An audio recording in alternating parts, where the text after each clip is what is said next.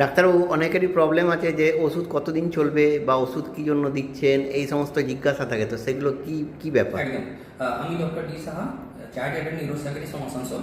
দেখুন, আমার এখানে ডিসিশন করি কি এই মানুষটার কি প্রথমবার মানসিক রোগ হলো, না আগেও মানসিক রোগে ভুগেছে, আর এই ওষুধ খেতে খেতে কি ছেড়ে ফেলেছে, না পুরোপুরিভাবে ওষুধ ছেড়েছে। এটা কেন বলছি, যেন সাধারণত প্রথমবার কোনো মানসিক রোগ হলে যে কোনো ডাক্তারবাবু অ্যাকর্ডিং টু আমাদের যে আইপিএসের গাইডলাইন্স থাকে, তারপর হচ্ছে কি ওয়ার্ল্ড সাইকিয়াট্রিক অ্যাসোসিয়েশনের গাইডলাইন্স থাকে, আমরা 6 to 8 মান্থ ভালো হওয়ার পর কিন্তু মাথায় রাখবেন। আর সেকেন্ড এপিসোড হলে আমরা মোটামুটি আপ টু 1 year অব্দি, আর যদি দেখি মাল্টিপল টাইম ও এপিসোড রিপিট হচ্ছে, এমনকি ওষুধ ছাড়ছো, মানে প্রথমবার 1 বছর ধরে ভালো থাকলো, ওষুধ ছাড়লো, ডাক্তারবাবু ছাড়ালো, আবার হয়ে গেল, এই পেশেন্টগুলোর ক্ষেত্রে কিন্তু মানে দুর্ভাগ্যক্রমে লাইফ লং ওষুধ চালাতে হয়।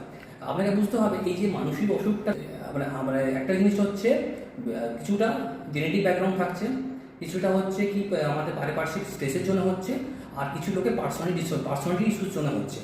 এবার হচ্ছে যদি কারোর লাইফে স্ট্রেসার থেকে যাচ্ছে, কারো যদি পার্সোনালিটি আমরা উইথ কাউন্সিলিং ঠিক করতে পারছি না, ওদের ক্ষেত্রে কিন্তু রেকারেন্স চান্সটা বেড়ে যায়।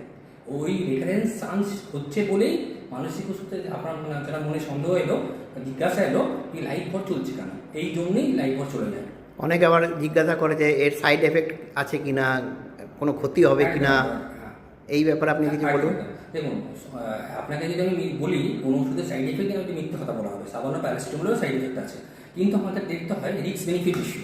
মানে সব ডাক্তারবাবুরাই এরকম ওষুধ সিলেক্ট করেন ডিউরিং প্রেসক্রিপশন, যেটাতে যে পেশেন্ট ধরুন ডাক্তারবাবুরা নিজের ক্লিনিক্যাল এক্সপিরিয়েন্সের উপর এরকম ওষুধ সিলেক্ট করে যত সম্ভব যত লেস নো সাইড এফেক্ট হবে এই ভেবে চিন্তেই প্রেসক্রিপশন করেন।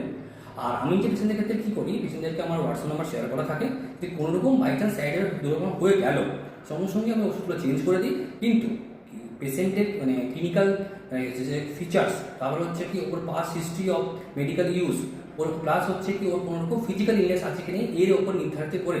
আর একটা ওর ফ্যামিলিতে সিমিলার টাইপের কারো অসুখ হলে ওরা ওষুধ কোন ওষুধকে ভালো ছিল সব কিছু মাথায় রেখে আমাকে ওষুধ নির্ণয় করতে হয়। তাহলে যদি নির্ণয় করা হয় with some basic test, sugar, thyroid, normal কিছু টেস্ট থাকে, তাহলে এই সাইড এফেক্টগুলোকে আমরা অ্যাভয়েড করতে পারি।